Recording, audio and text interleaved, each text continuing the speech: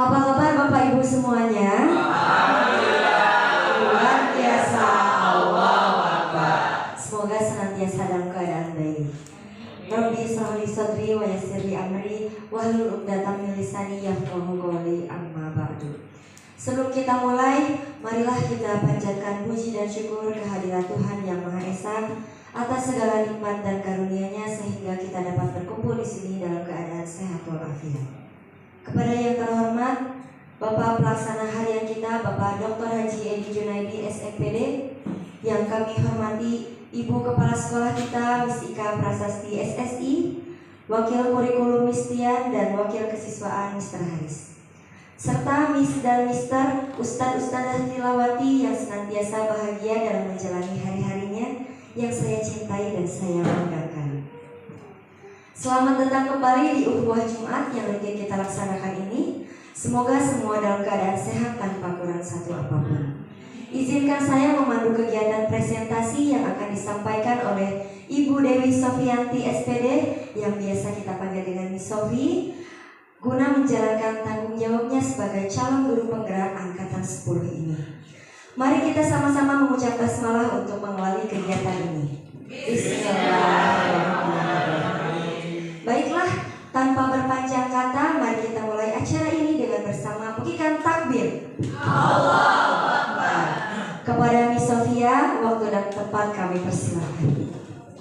Terima kasih Miss Alfi, Masya Allah hebat banget ya MC kita hari ini. Selain cantik juga bagus banget. Assalamualaikum warahmatullahi wabarakatuh teman-teman semuanya. Semuanya sehat? Alhamdulillah. Ya, tadi pembukaan sudah. Alhamdulillah, terima kasih banyak teman-teman untuk waktunya. Walaupun banyak tugas, tapi alhamdulillah bisa mengikuti hasil sharing saya selama mengikuti CGP angkatan 10 ini. Tujuan dari aksi nyata ini yaitu saya sebagai calon guru penggerak akan men-share ilmu yang saya dapatkan di modul 1.4, yaitu tentang apa? Tentang budaya positif.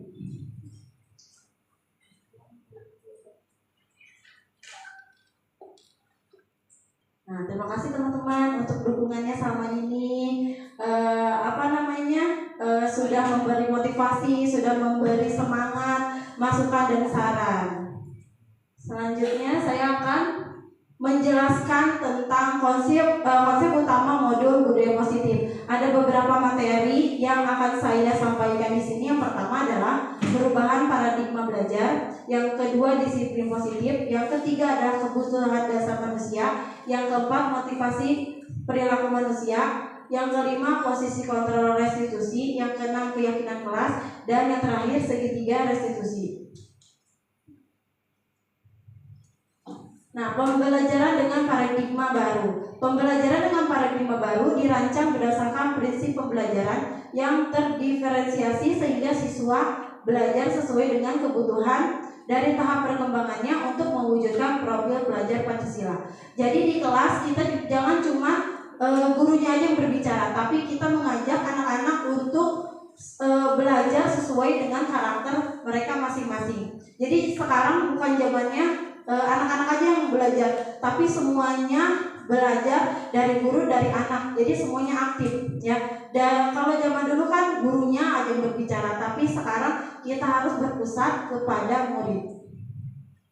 Nah, masih ingat tidak teman-teman dengan profil pelajar Pancasila? Nah, coba gimana tepuk P5-nya? Tepuk P5. Profil penguatan profil pelajar Pancasila. Di profil pelajar Pancasila ini ada 6 elemen ya, ada 6 dimensi, yaitu pertama beriman bertakwa kepada Tuhan. Nah, insya Allah kita sudah menjalankannya dengan pembiasaan pagi, sholat duha, sholat zuhur, dan lain-lain masih banyak lagi. Yang kedua kebinekaan global, kita juga sudah melaksanakannya. Contohnya ada netting ke sini, ada kegiatan pramuka, bergotong royong juga sudah, kreatif, bernarkrisis dan mandiri. Nah, selain itu juga ada, kita lanjut ke materi kedua yaitu tentang disiplin positif. Nah, dalam budaya kita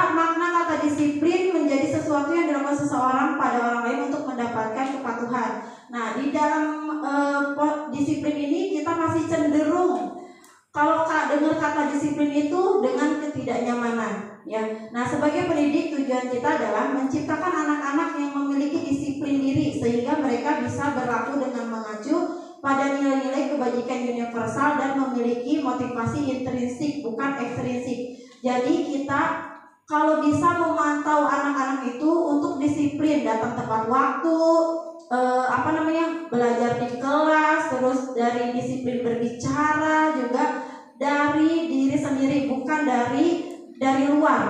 Kalau bisa kita memotivasi anak tuh dari intrinsik, dari dalamnya dulu. Nah, disiplin positif merupakan salah satu cara penerapan disiplin yang bertujuan untuk menumbuhkan kesadaran serta memperdayakan anak untuk melakukan sesuatu tanpa sogokan, tanpa ancaman dan maupun hukuman. Jadi harus dari diri anak itu sendiri, ya. Selanjutnya, bertahan hidup. Ya, kebutuhan dasar manusia ada apa aja sih? Nah, kebutuhan dasar manusia itu adalah yang pertama, bertahan hidup. Contohnya seperti pangan, sandang, kita perlu makan, perlu istirahat. Nah, yang kedua adalah kasih sayang dan rasa terima kasih. Kadang di kelas 1 juga masih ada anak-anak yang caper ya, cari perhatian dengan gurunya, minta dipeluk, minta diperhatikan sama kita. Nah, itu adalah salah satu kebutuhan dasar manusia. Seperti itu. Yang ketiga, penguasaan. Contohnya anak yang tidak mau mengalah, pengennya berkuasa. Seperti itu adalah kebutuhan dasar manusia. Yang keempat adalah kebebasan. Kadang anak murid itu kalau belajar pengennya di luar, pengennya sambil tiduran, pengennya bosen di kelas, pengennya mencoba hal-hal yang baru. Itu adalah kebutuhan dasar manusia. Anak murid juga perlu kebebasan. Dan yang terakhir adalah kesenangan. Jadi kita harus memperhatikan kesenangan anak-anak, jangan hanya kesenangan kita sendiri. Ya, anak senangnya apa nih? Karakternya bagaimana? Nah, itu adalah kebutuhan dasar manusia. Selanjutnya adalah motivasi perilaku manusia. Motivasi itu apa sih? Motivasi merupakan dorongan yang timbul pada diri seorang secara sadar atau tidak sadar untuk melakukan suatu tindakan dengan tujuan tertentu. Nah, menghindari ketidaknyamanan dan hukuman itu adalah motivasi ekstrinsik. Nah, mendapat imbalan atau penghargaan dari orang juga itu merupakan ekstrinsik. Nah, ini kalau bisa kita hindari ya. Jadi murid itu mau datang pagi supaya nggak telat. Nah, supaya nggak dapat hukuman, itu masih merupakan motivasi dari luar, bukan dari dalam. Tapi kalau menghargai diri, menghargai nilai-nilai kebajikan diri sendiri, itu baru intrinsik dari dalam. Aku mau datang pagi karena aku semangat nih ke sekolah, ketemu teman-teman. Aku semangat nih ketemu Miss dan Mister. Nah, itu adalah motivasi intrinsik. Bapak Ibu guru juga sama. Jangan gara-gara ada reward dari Miss Ika nih, biasanya siapa yang guru tidak datang terlambat, siapa yang ini, jangan karena itu, tapi dari kesadaran diri sendiri. Konsep disiplin dengan identitas gagal. Nah, ini adalah contoh-contoh dari konsep disiplin dengan identitas gagal. Yang pertama adalah hukuman. Ya, hukuman itu menyakitkan. Hukuman itu tidak nyaman. Murid nanti akan merasa takut. Hukuman itu memaksa murid menjadi rendah diri. Murid menyembunyikan kesalahannya. Yang kedua adalah penghargaan. Ya, itu akan tidak berjalan efektif, merusak hubungan, mematikan kreativitas, menghukum dengan sistem ranking. Selanjutnya, nah, di sini adalah konsep disiplin dengan identitas sukses. Yang tadi gagal, nah yang sekarang adalah yang sukses yang harus kita eksekusi ya. Konsekuensi yaitu penguatan jangka pendek, perlu monitor berkelanjutan, respon, murid menghormati peraturan, menghilangkan waktu untuk merenungi kesalahan. Kita ambil contoh di siswa ini menumpahkan minum misalnya, ya. Nah, kalau pada saat siswa menumpahkan minum, apa yang harus dilakukan? Kalau misalnya dia takut karena hukuman, kadang dia takut nih, aku numpahin minum nih, supaya nggak dimarahin sama miss, aku langsung ngambil, langsung bersihin. Itu masih dari luar karena takut dihukum. Tapi kalau misalnya dia belum sama miss, jadi langsung bersihin gitu. Tapi kalau misalnya dari dalam diri sendiri, aku tumpah nih, aku bertanggung jawab untuk membersihkan ini gitu, bukan gara-gara takut dimarahi sama gurunya. Nah, selain itu ada restitusi, ya. Murid bertanggung jawab untuk perilakunya, fokus pada pemecahan masalah jangka panjang, murid menghormati dirinya dan orang lain, murid bersemangat memperbaiki kesalahannya. Nanti akan dijelaskan tentang restitusi ini, bagaimana cara menindaklanjutinya, ya. Ada caranya. Selanjutnya adalah, ini dia, restitusi. Restitusi itu apa sih? Restitusi adalah proses menciptakan kondisi bagi murid untuk maju memperbaiki kesalahan mereka, sehingga mereka bisa kembali pada kelompok mereka dengan karakter yang lebih kuat. Nah, ini dari Gosen 2004. Ciri-ciri restitusi itu apa sih? Yang pertama, bukan menebus kesalahan, namun belajar dari kesalahan.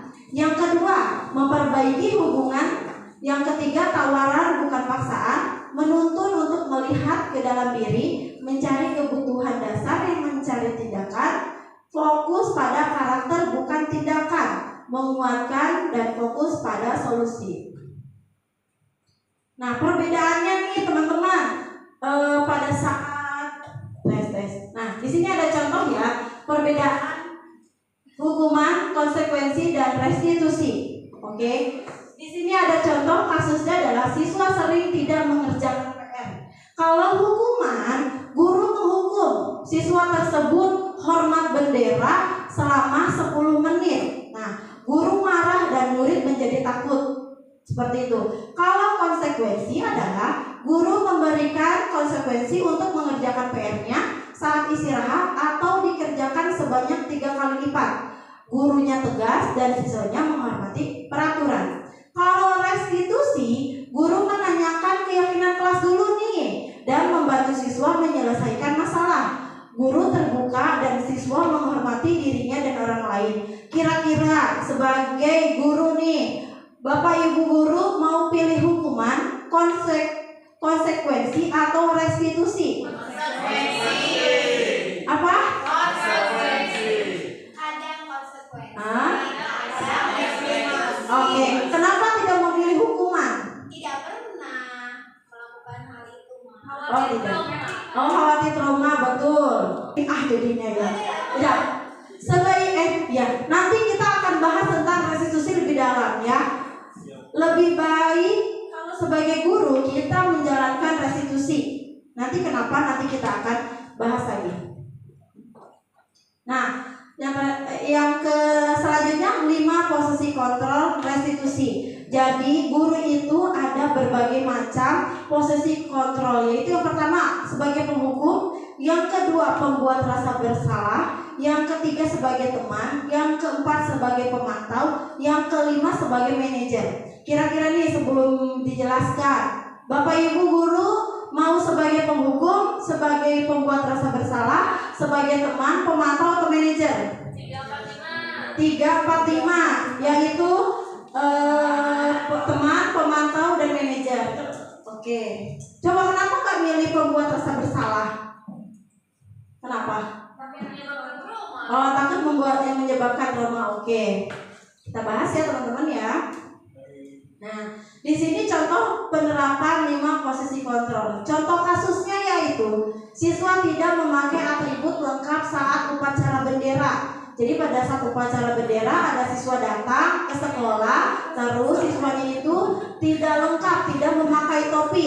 Nah, kalau secara 5 kontrol posisi ini sebagai penghukum, patuhi aturan sekolah, lalu berdiri di depan barisan. Nah, ini siswa dampaknya pertama akan takut. Terus apa lagi? Kalau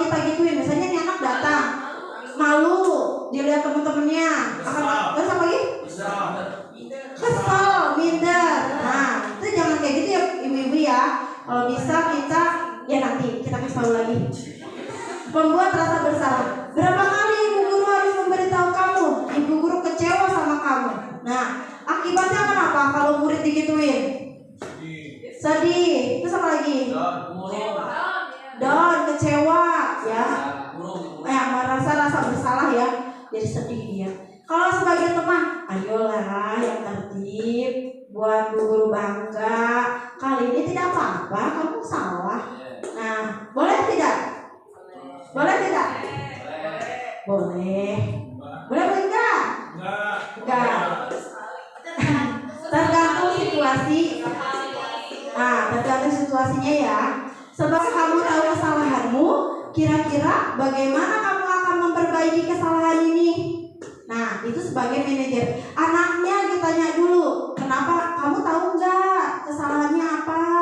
Kira-kira gimana nih kamu memperbaikinya gitu. Jadi ada diskusi nih antara siswa dengan muridnya kalau sebagai manajer.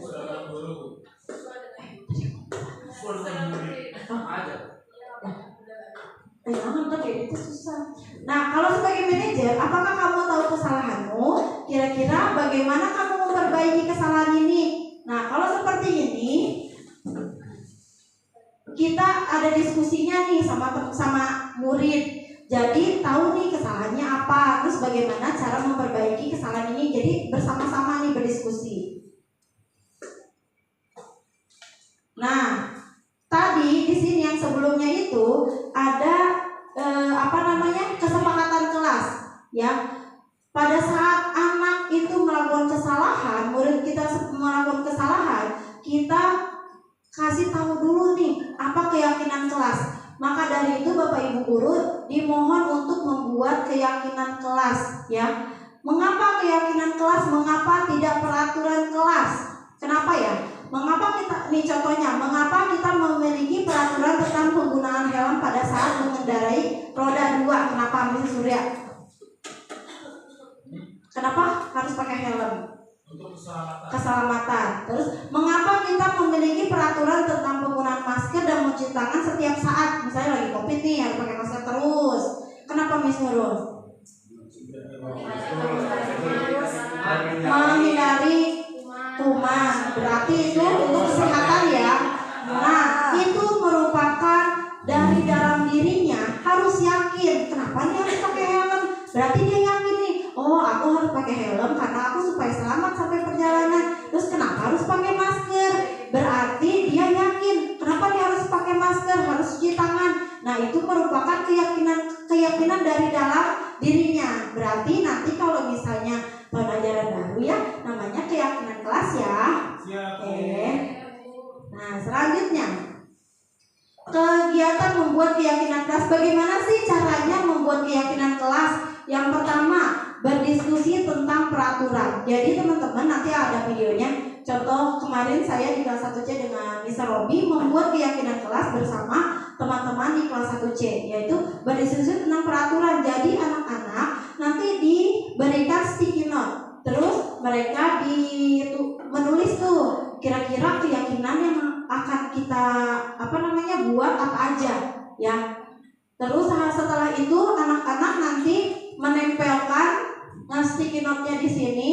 Terus nanti disepakati nih yang mana yang mau dibuat untuk keyakinan kelas. Contohnya seperti ini.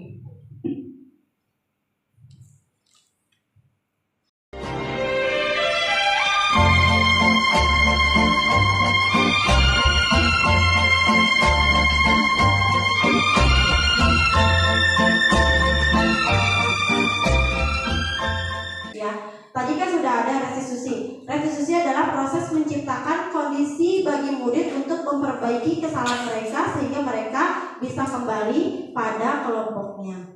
Restitusi itu bukan untuk menembus kesalahan. Restitusi adalah sebuah tawaran dan bukan paksaan. Restitusi fokus pada solusi dan dapat mengembalikan murid yang berbuat salah pada kelompoknya.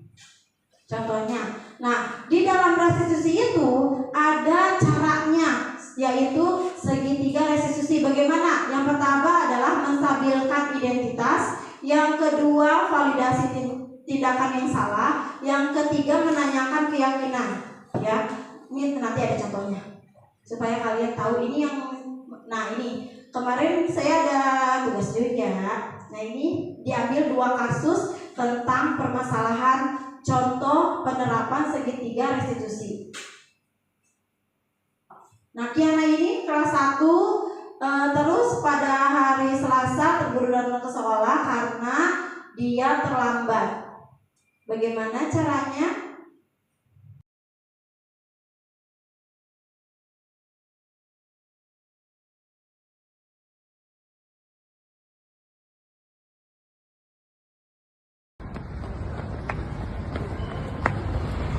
Assalamualaikum Kiana.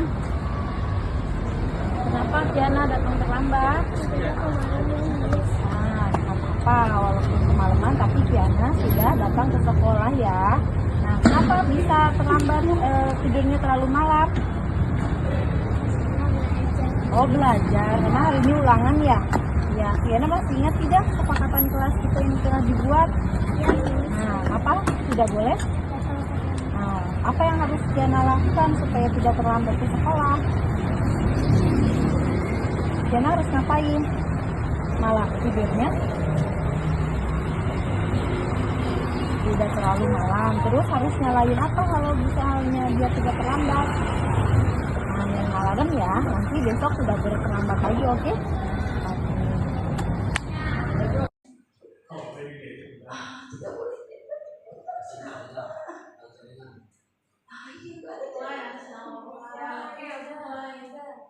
Udahlah pokoknya mah nanti di video ini Kiananya itu datang terlambat. Terus sebagai guru tidak boleh langsung memarahi. Jadi kita mengikuti yang segitiga yang tadi, ya. Segitiga yang tadi itu, nah sesuai dengan yang pertama menstabilkan identitas. Kita tanya dulu ke Kiana ini, Kiana kenapa terlambat? Misalnya anaknya sebagai guru tidak boleh langsung memarahi. Jadi kita mengikuti yang segitiga yang tadi, ya. Segitiga yang tadi itu, nah sesuai dengan yang pertama menstabilkan identitas. Kita tanya dulu ke Kiana ini, Kiana kenapa terlambat? Misalnya anaknya jawabnya, iya Miss, malam aku tidur malam karena aku belajar ulangan. Nah, menstabilkan identitas itu seperti apa contohnya? Kenapa kok Kiana walaupun kamu datang terlambat, tapi Kiana sudah mau datang ke sekolah, gitu caranya. Jadi kayak nenangin anaknya dulu, seperti itu. Yang kedua, validasi tindakan yang salah. Nah, nanti ditanya tuh, Kiana tahu nggak kalau misalnya Kiana terlambat itu validasinya kalau misalnya tidur terlalu malam itu akibatnya kan apa? Seperti ini kan, jadinya Kiana terlambat. Nah, yang ketiga adalah menanyakan keyakinan. Nah, keyakinan udah dibuat tuh, keyakinan kelas. Kiana masih ingat nggak keyakinan kelas yang pernah kita buat bersama-sama? Nah, seperti itu. Jadi anaknya kita berdiskusi nih sama anaknya. Oh ya Miss, ingat, gak boleh datang terlambat. Nah, gimana nih Kiana kalau misalnya sudah seperti ini? Oh iya Miss, nanti aku tidurnya gak akan terlambat lagi. Tidurnya jam 8, seperti itu. Nanti gurunya juga kasih motivasi, ya gak apa-apa. Nanti tapi kesalahannya tidak boleh diulangi lagi. Besok datang lebih tepat waktu, seperti itu. Ini Haidar, kasus kedua adalah dia tidak pakai peci. Nah, setelah itu ada tanggapan kedua juga. Bagaimana setelah ada kasus itu kita kasih tahu, kita berdiskusi. Nah, ada tanggapan kedua juga, tapi betul ya. Seperti itu. Terima kasih semuanya. Mana peci kita?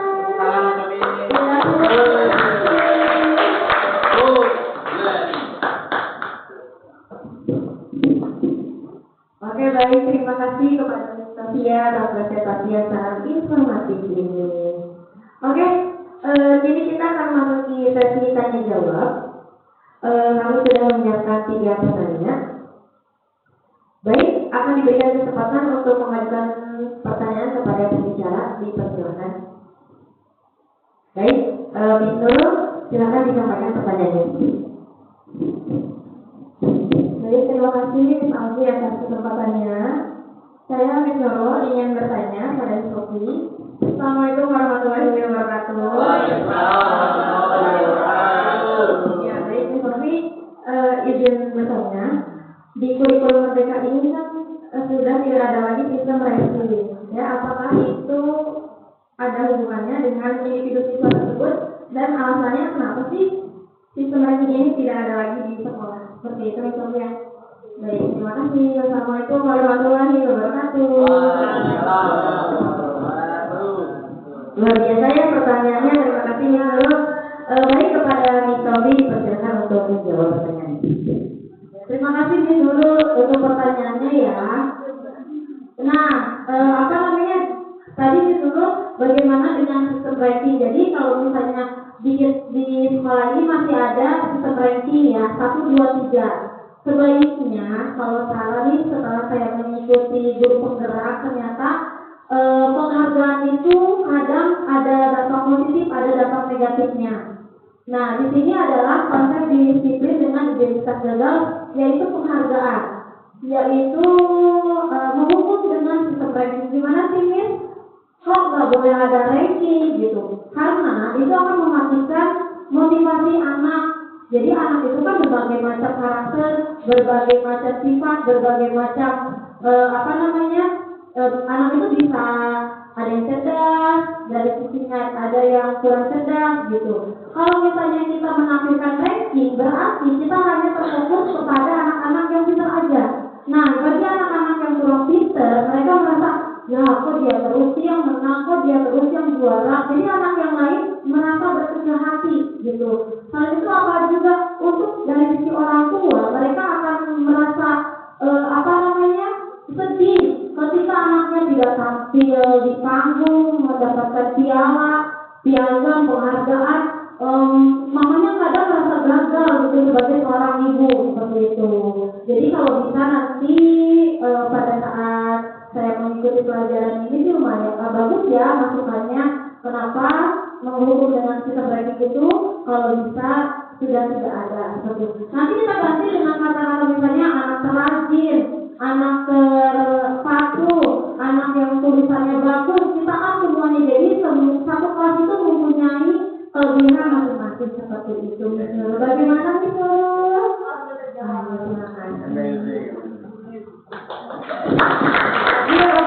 Untuk pertanyaan dan jawabnya luar biasa. Mudah-mudahan nanti peraturan sekolah ini bisa dikeluarkan kembali sehingga semua siswa mendapatkan predikat terbaiknya sesuai dengan versinya masing-masing. Lanjut untuk pertanyaan kedua, silakan. Saya Robi. Assalamualaikum warahmatullahi wabarakatuh. Izin bertanya di topik terkait tentang tadi yang disampaikan. Assalamualaikum warahmatullahi wabarakatuh. Izin bertanya di topik terkait tentang tadi yang disampaikan. Untuk keyakinan sekolah, bagaimana jika ada siswa atau siswi yang sudah diingatkan tentang keyakinan sekolah, tapi tidak ada perubahan gitu, tidak ada perubahan untuk hari-hari selanjutnya. Terima kasih. Assalamualaikum warahmatullahi wabarakatuh. Baik, langsung dijawab oleh Miss Sofi, silakan.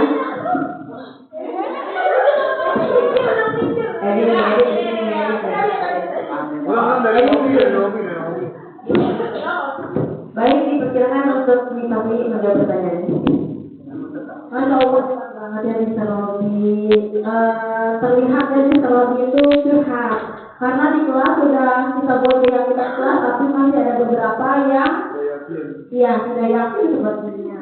Nah, kalau misalnya ada siswa yang masih berbuat seperti itu, kita sudah membuat keyakinan kelas, tapi ada beberapa siswa yang masih melakukan hal-hal yang kurang baik sesuai dengan keyakinan kelas kita. Sebaiknya kita koordinasi dengan kepala sekolah, meminta sarannya bagaimana baiknya. Selain itu juga kita bisa konfirmasi kepada orang tua. Jadi kita cerita nih ke orang tua, Bunda, sepertinya di kelas kita udah buat keyakinan kelas buat ini, anak lebih baiknya kita bekerja sama dengan orang tua seperti itu. Jadi anak kan hidupnya tidak hanya di sekolah tapi di rumah juga. Mungkin ada efek yang di rumah terbawa ke sekolah seperti itu. Selanjutnya di sekolah kita ada BK nih, jadi kita bisa konseling apa sih psikolog. Nah, bisa juga kita berdiskusi dengan psikolog. Kita kan tidak belajar tentang psikolog tuh, tapi psikolog lebih ahli dalam menangani siswa nih, ya karakternya. Kita bisa berkonsultasi atau diskusi dengan psikolog. Seperti itu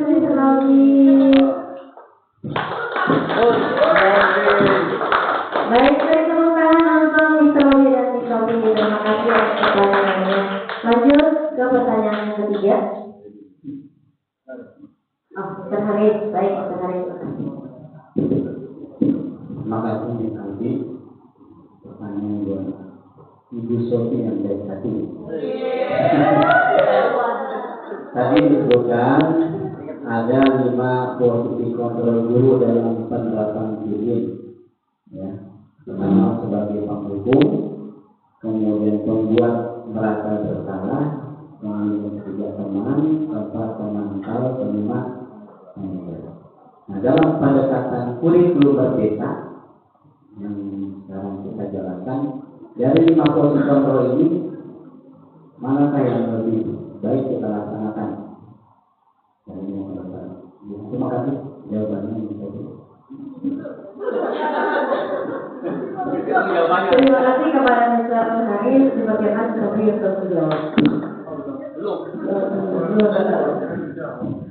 Terima kasih Mr. Haris atas pertanyaannya. Jadi kita sudah membahas 5 posisi kontrol. Yang pertama menghukum, yang kedua pembuat merasa bersalah, ketiga teman, keempat pemantau, yang kelima manajer. Kalau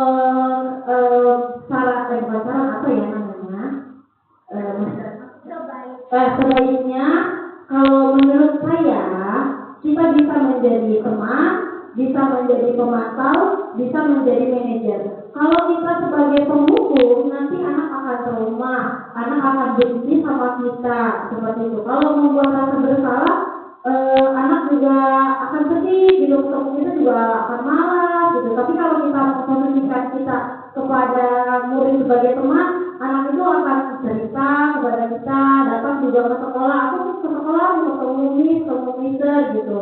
Jadi kita memposisikan kita sebagai teman, selain itu sebagai pemantau. Jadi ketika kita sebagai pemantau, kita harus melihat nih anak ini perkembangannya seperti apa. Jadi jangan cuma cuek-cuek aja di kelas gitu. Jadi kita lihat nih, oh si anak ini belum bisa baca, belum lancar untuk menghitungnya. Kita harus memposisikan seperti pemantau. Nah, sebagai manajer juga sama seperti tadi ya. Kita kalau ada kasus ada apa, kita posisinya sebagai manajer. Jadi jangan menghakimi anaknya, tapi kita harus memakai sedikit diskusi seperti itu. Kita menerapkan, kita nanya dulu kenapa, kita harus validasi, terus juga nanti kita kasih motivasi di akhirnya. Seperti itu Pak Ani. Ya, berikan tepuk tangan atas jawaban Sofi. Alhamdulillahnya. Sepertinya sudah cukup, hanya 3 pertanyaan. Mudah-mudahan semuanya terjawab dan terwakili. Mungkin ada closing statement dari Sofi untuk presentasi hari ini.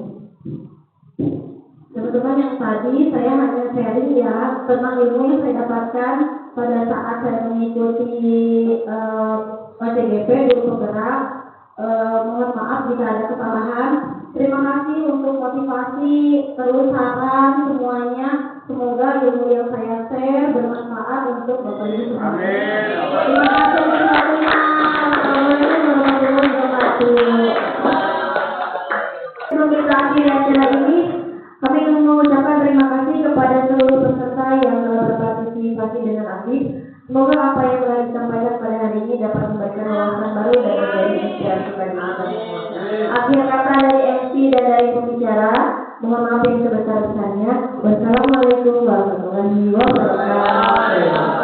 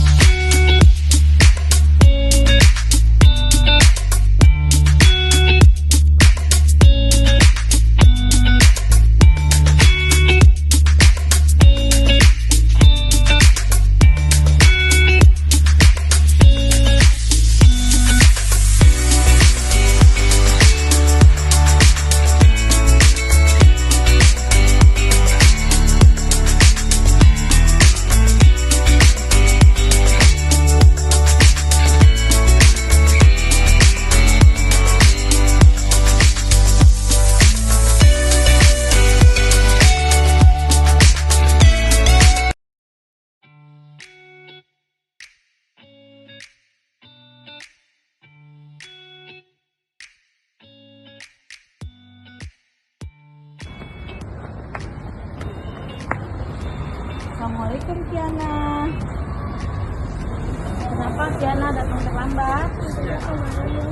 Nah, apa walaupun kemalaman tapi Tiana sudah datang ke sekolah ya. Nah, kenapa bisa terlambat? Tidurnya terlalu malam? Oh, belajar. Karena hari ini ulangan ya. Ya, Tiana masih ingat tidak kesepakatan kelas kita yang telah dibuat? Nah, apa? Tidak boleh? Nah, apa yang harus Tiana lakukan supaya tidak terlambat ke sekolah? Tiana harus ngapain? Malah tidurnya udah terlalu malam. Terus harus nyalain apa kalau misalnya dia tidak terlambat? Nah, nyalain alarm ya. Nanti besok sudah berterlambat lagi, oke?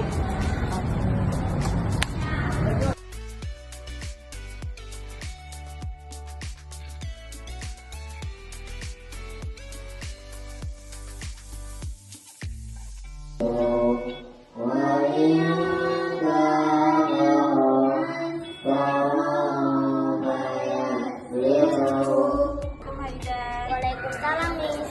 Gimana? Haidar, kenapa Haidar tidak pakai peci? Pecinya tertinggal di rumah. Nah, Haidar ingat tidak kesepakatan kelas yang sudah kita sepakati? Ya, terus gimana? Kenapa Haidar tidak pakai peci? Nah, kalau gitu gimana? Perasaan Haidar gimana kalau tidak pakai peci? Malu. Sholatnya di mana kalau misalnya tidak pakai peci? Di luar masjid. Nah, kan di luar masjid kan, nggak apa-apa ya. Tapi nanti Haidar harus memperbaikinya lah. Oke, gimana caranya supaya Haidar pakai peci? menyiapkan pecinya di tas biar tidak terlupa. Nah, disiapinnya kapan? Supaya tidak lupa. Malam-malam. Oke, Haidar mau memperbaikinya? Oke, besok jangan ulang lagi ya. Ya.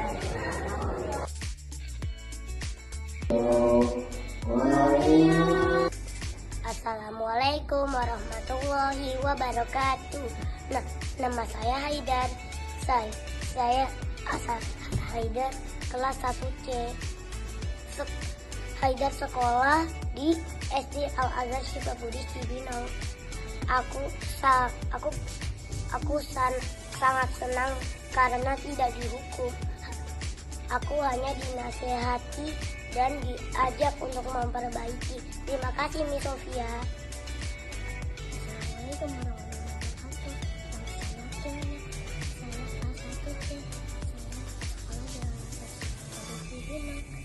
Saya merasa senang ketika saya datang terlambat.